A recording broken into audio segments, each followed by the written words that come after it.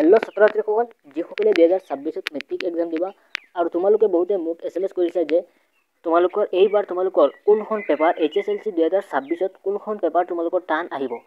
তো ছাত্ৰ ছাত্ৰীসকল আজিৰ ভিডিঅ'ত মই তোমালোকক ডিটেইলছত জনাই দিম আৰু তোমালোকে ভিডিঅ'টো চাই থাকিবা, স্কিপ নকৰি তোমালোকে ভিডিঅ'টো চাই থাকিবা সম্পূৰ্ণ। ছাত্ৰ ছাত্ৰীসকল তোমালোকে যদি ভাল ৰিজাল্ট কৰিব বিচাৰা তেনেহলে তোমালোকে এডুকেশ্যন আসাম চেনেলটো সাবস্ক্ৰাইব কৰি ৰাখিবা আৰু তোমালোকে এনেকুৱা নতুন নতুন ইনফৰমেটিভ ভিডিঅ' সকলোৰ আগতে তোমালোকে এই চেনেলটো পাই যাবা। তো ছাত্ৰ ছাত্ৰীসকল ভিডিঅ'টো আৰম্ভ কৰো আহা আৰু তোমালোকৰ এইবাৰ কোনখন পেপাৰ টান আহিব। তো ছাত্ৰ ছাত্ৰীসকল এই তোমালোকে দেখিছা যে 2025ত সোশিয়েল সায়েন্সটো বহুত টান আহিছে আৰু তোমালোকে বহুতে মোক এছএমএছ কৰিছে যে এইবাৰো সোশিয়েল সায়েন্সটো টান আহিবনে।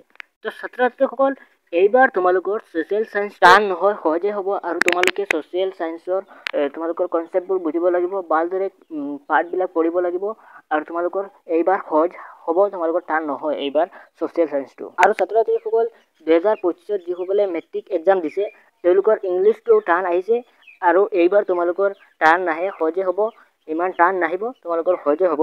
আৰু তোমালোকে সেৱা বোৰ্ডে এটা নিয়ম আছে, তোমালোকৰ যিটো টান আহে এই বছৰত যদি তোমালোকে দেখিছা সোশিয়েল সায়েন্সটো টান আহিছে আৰু তোমালোকৰ পিছত তোমালোকৰ সহজে হ'ব তোমালোকৰ সোশিয়েল সায়েন্স। ছাত্ৰ ছাত্ৰীসকল 2024ত জেনাৰেল মেথছখন টান আহিছিল আৰু তোমালোকৰ এইবাৰ তোমালোকৰ মেথছখন ইমান টান অহা নাই, সহজে আহিছে। আৰু ছাত্ৰ ছাত্ৰীসকল তোমালোকে ইংলিছখনো পঢ়ি যাবা, তোমালোকৰ সহজে হ'ব, তোমালোকে পঢ়ি যাবা। আৰু ছাত্ৰ ছাত্ৰীসকল 2023ত যিসকলে মেট্ৰিক এক্সাম দিছে তেওঁলোকৰ এছামিছখন টান আহিছিল আৰু 2024ত মেথছখন টান আহিছিল আৰু 2025ত সোশিয়েল সায়েন্সখন টান আহিছিল। এতিয়া তোমালোকৰ 2026ত কোনখন টান আহিব। ছাত্ৰ ছাত্ৰীসকল তোমালোকে কমেণ্টত জনাবা তোমালোকৰ কোনখন সাবজেক্ট টান আহিব আৰু মই তোমালোকক কৈছোঁ যে তোমালোকৰ জেনাৰেল সায়েন্সখন টান আহিব পাৰে। তোমালোকৰ জেনাৰেল সায়েন্সখন কনসেপ্ট বেস কুৱেশ্যন আছিল, তোমালোকে জেনাৰেল সায়েন্সখন পঢ়ি যাবা, তোমালোকৰ টান আহিব পাৰে।